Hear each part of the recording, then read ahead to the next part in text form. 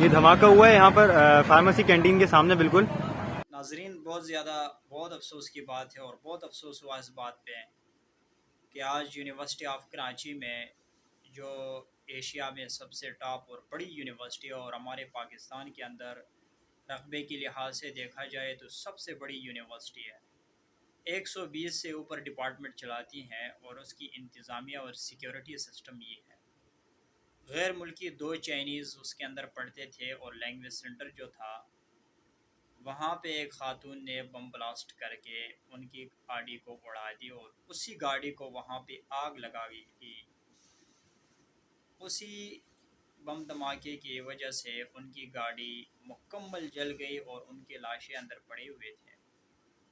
لوگ videos record کر رہے تھے اور سیکیورٹی بھی تھے اور لوگ وہاں نکالنے کی کوشش کر رہے تھے، لیکن آگ اتنا زیادہ تھا کہ اس آگ کے سامنے کوئی نہیں جا سکتا تھا کہ اندر جا کر ان جو شہری جو چائنیز تھے اور پاکستانی بھی 2-3 افراد اس کے اندر شہید ہوئے تھے کہ ان کو نکال سکے. بہت افسوس ہے اگر اسی طرح واقعات ہمارے ملک کے اندر رونما ہوں گے تو بیرونی ملک سے ہماری کنٹریز کے اندر تعلیم کی غرض سے،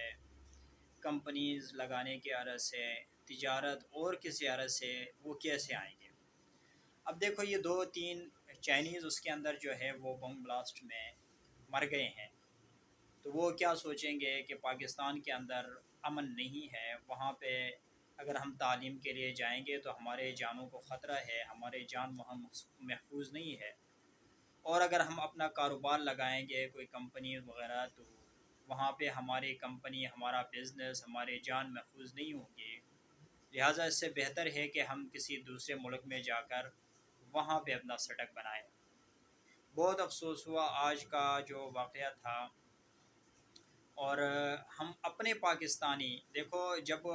وہ دھماکہ ہوا اور بعد میں انویسٹیگیشن کیا اور CCTV کیمرے کا ریکارڈ نکالا تو وہ خاتون بلوچستان کی تھی، اور بلوچستان میں جب مزید تحقیقات کی گئی تو اسی کی فیملی کے اندر اس کا ہسبینڈ جو تھا وہ خود ڈاکٹر تھا اور اس کے فیملی کے اندر بڑے بڑے آفیسر تھے، اور اس کا والد صاحب جو وہ یونیورسٹی کا چانسلر رہ چکا تھا ابھی ریٹائر ہوا ہے، اور وہ خود جس خاتون نے جو بلوچ خاتون کہا جاتا ہے وہ خود M Phil کی اسٹوڈنٹ تھی، M Phil کر رہی تھی. آخر اس نے یہ بم بلاسٹ کیوں کیا؟ سوال یہاں پہ اٹھتا ہے. دوسری بات یہ ہے کہ جب باہر سے کوئی اس طرح جاتا ہے یونیورسٹی کے اندر، یونیورسٹی کے 2 مین گیٹ ہیں، وہاں پہ کسی رکشہ یا اسی طرح گاڑی لے کر بندہ جاتا ہے تو ڈائریکٹ وہاں انٹری ہوتی ہے، کوئی چیک اینڈ بیلنس نہیں ہے، کوئی سیکورٹی ہونا تو چاہیے اس طرح کہ وہاں